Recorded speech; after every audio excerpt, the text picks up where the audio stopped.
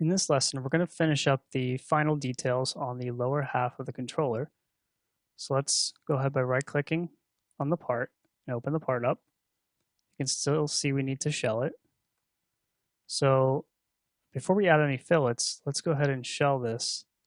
And before we did 0.09, so let's select all the faces that we would like to get rid of. Make sure we don't miss any. And let's look at the preview. Looks pretty good.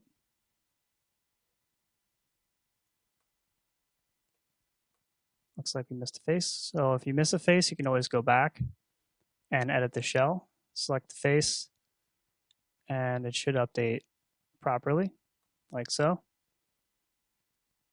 Now, because we already have this joining lip here, you can see there's some undercuts there, which is for this tutorial, that's fine. In the future, what I would suggest is to actually remove this face before we do a cut, and that way, when it shells, we don't have this lip here. But let's just continue by adding some fillets here. So in this case, let's do 0.01 on these edges. And if they're too small, we can always come back and adjust them. Let's choose these edges as well.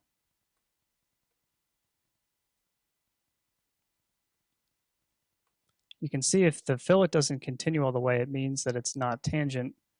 If you have tangent propagation on, it's going to give you this little dotted line. So what you can do is just click it, and it should help SOLIDWORKS understand where the rest of the fillet goes. You do the same thing on this side.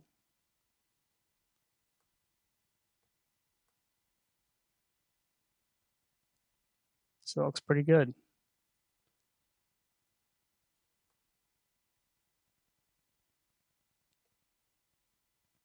So we can go back. If I hold Control and then hit the Tab button, I can cycle through all of my parts.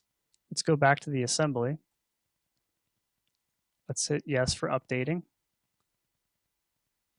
You can see everything's starting to look pretty good.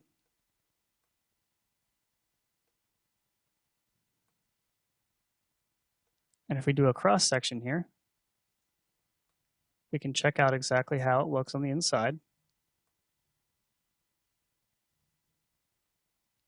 So in this case, we'll be able to 3D print everything here and actually have it, fit together pretty well, with the exception of a lip and groove, which we'll do later.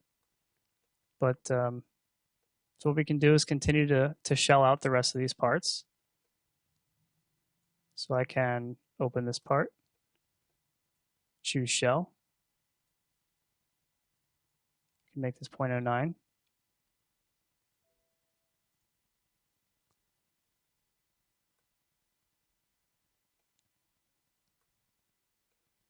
It's not bad. So that's shelled out perfectly.